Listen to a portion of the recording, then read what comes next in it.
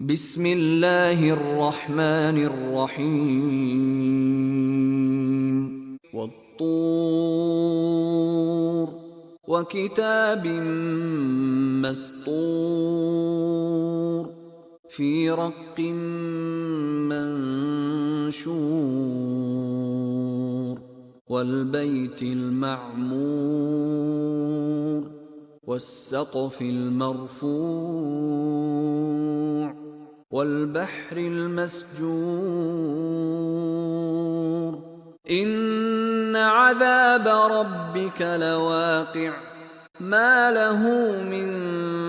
دافع يوم تمور السماء مورا وتسير الجبال سيرا فويل يومئذ للمكذبين الذين هم في خوض يلعبون يوم يدعون إلى نار جهنم دعا هذه النار التي كنتم بها تكذبون أفسحر هذا أم أنتم لا تبصرون اصلوها فاصبروا أو لا تصبروا سواء عليكم إنما تجزون ما كنتم تعملون إن المتقين في جنات ونعيم فاكهين بما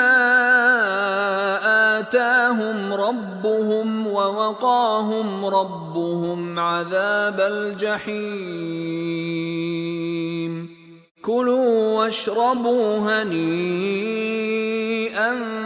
بما كنتم تعملون متكئين على سرر مصفوفة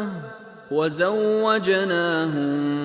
بحور عين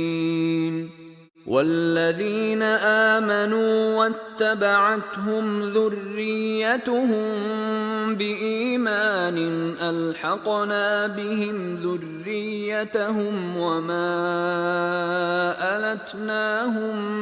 من عملهم من شيء كل امرئ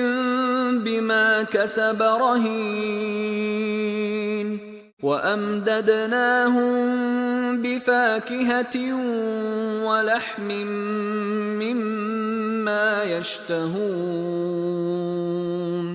يتنازعون فيها كأسا لا لغو فيها ولا تأثيم